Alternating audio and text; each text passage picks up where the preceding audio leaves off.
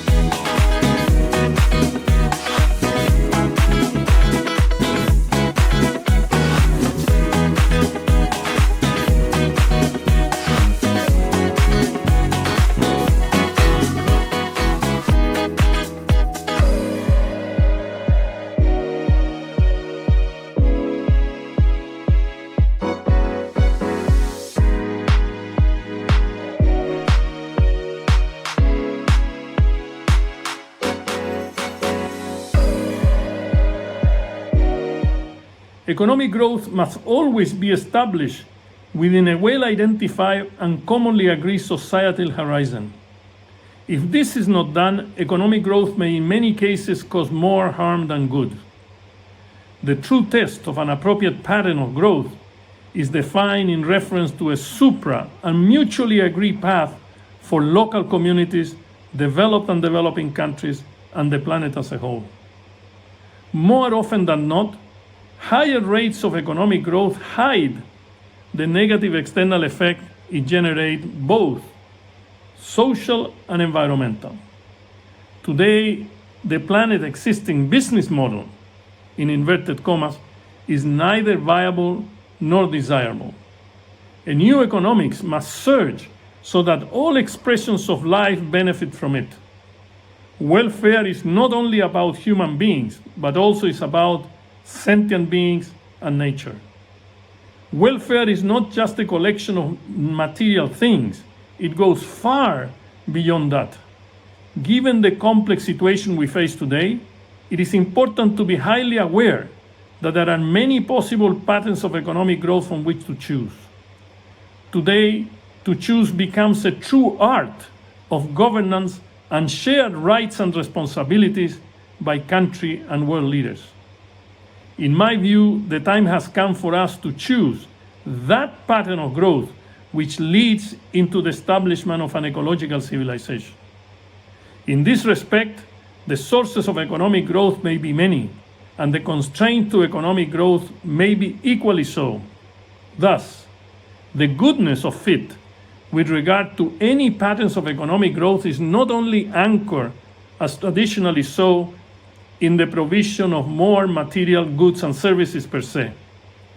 There are many dimensions that voice a choice that rests more and more on humanity's willingness and capacity to build this ecological civilization. Clearly, this is not just the responsibility of governments.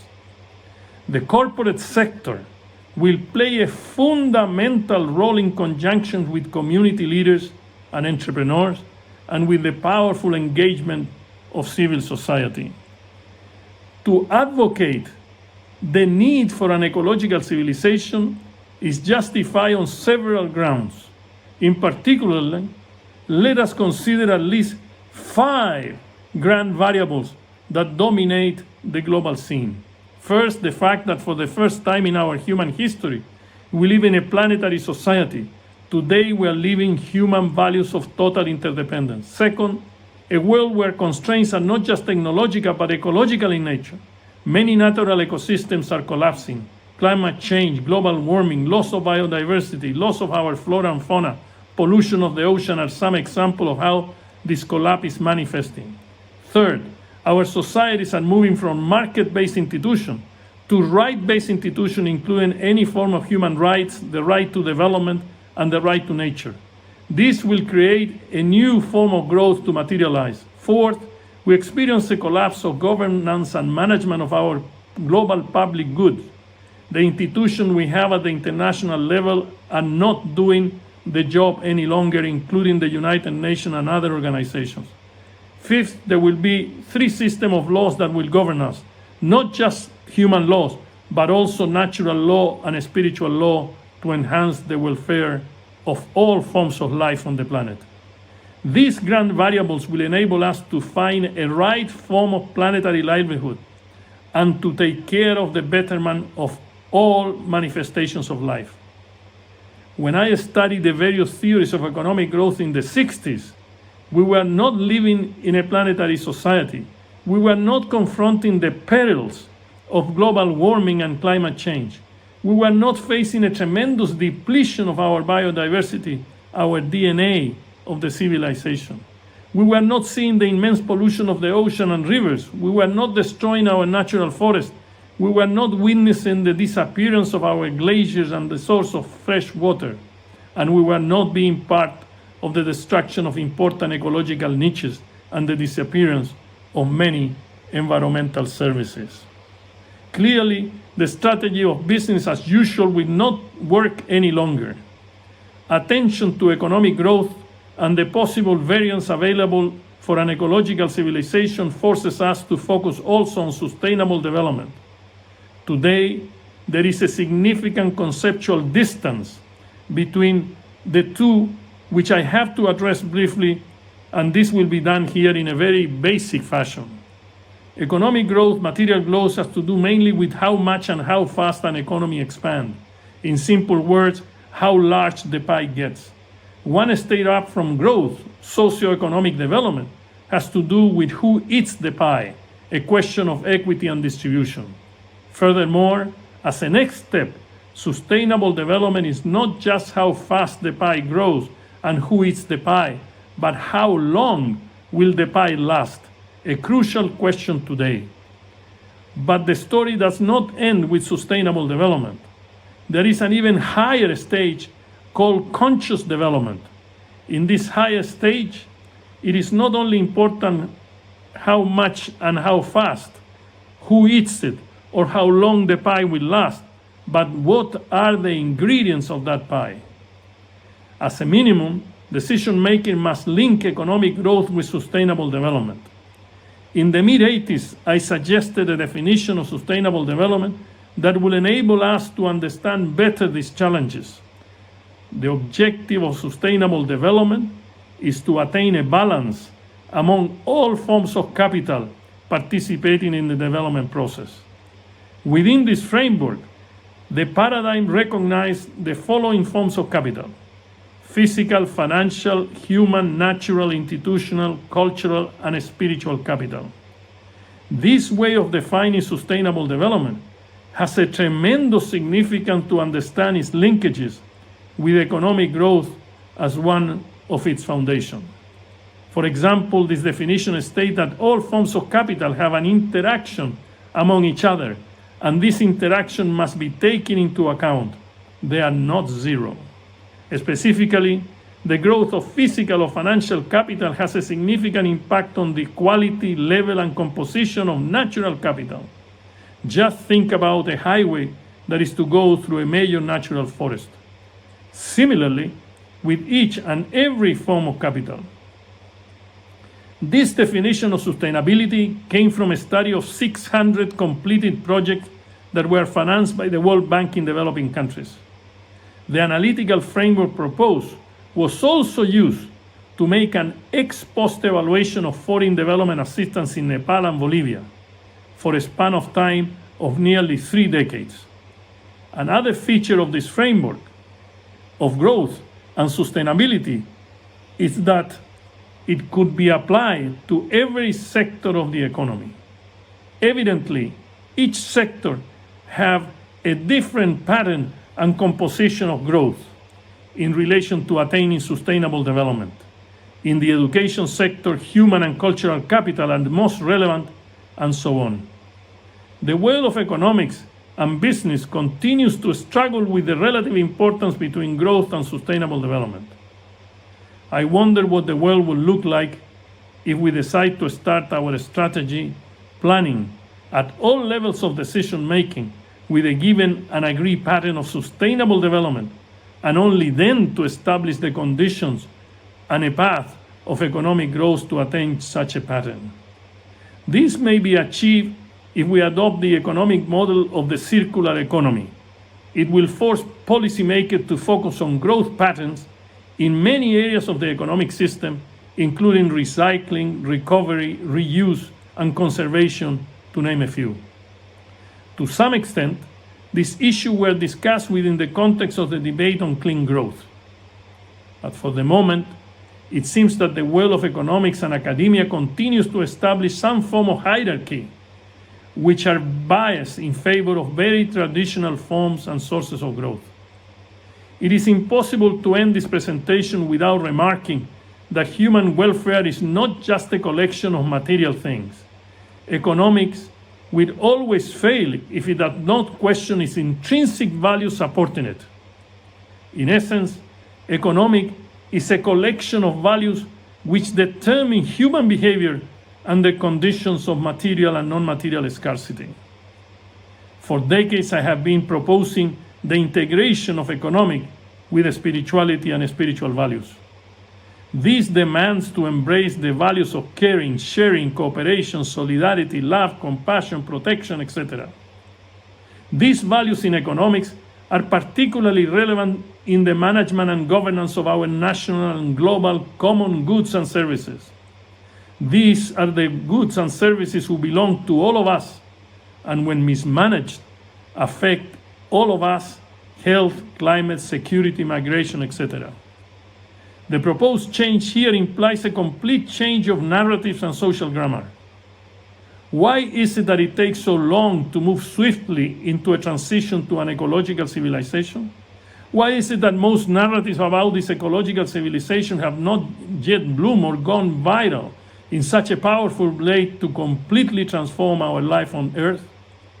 No doubt that part of the answer has to do with the nature of power of economics and politics in our societies in relationship to the ownership, access, use, and management of our common goods. Global governance is weak or non-existent, which demands a tremendous reform of the United Nations system. A new form of planetary governance for an ecological civilization requires the construction of an eco-planetary democracy. It is this form of democracy that will ensure the surge in economics, such as concepts and practices of eco-efficiency, eco-competitiveness, and eco-accounting. Economic growth within this eco-democracy must empower citizens everywhere, empower the grassroots movements and institutions, empower the youth. Without this empowerment, no transition to an ecological civilization will be possible. As we reach the threshold of development, we do not only need more ecology, but more importantly, we need more consciousness. It is the relationship between nature and human consciousness which will determine the future of the human race. To talk about love, compassion, and wisdom is not an esoteric proposition, as they are always linked to the foundation of all forms of rights and responsibility. We need an enlightened way to experience reality, including economic growth, and thus assume the full responsibility for all actions and outcomes. We don't need to destroy nature to do human good. This is fundamental to be understood. In this new paradigm, economics must embody some important principles. For example, the principle of the totality of life. All forms of life have an inherent right, not just human beings. This right is given only by the fact that they are part of the matrix of life on this planet. Second, total interdependence. All beings and all forms of life on the planet are interdependent. They are not independent. International economics is part of this interdependence. Third, take care of what is created. We have to receive the planet in a very well-defined way in terms of quantity and quality. We cannot deliver to others a planet whose life is less, whose quality is less than the one we were given. We do not own the planet. We are part of the planet with rights and responsibility over everything that exists. To conquer the planet is to conquer ourselves. The right of future generations. Future generations are intimately linked to us as part of our generation. We, the present generation, must expand and not limit the possibilities of future generations. Finally, there has never been the right to destroy. Nobody's here to destroy. We have to really pronounce ourselves over the destruction of this planet. This is not a statement on empathy. This is a call for immediate action.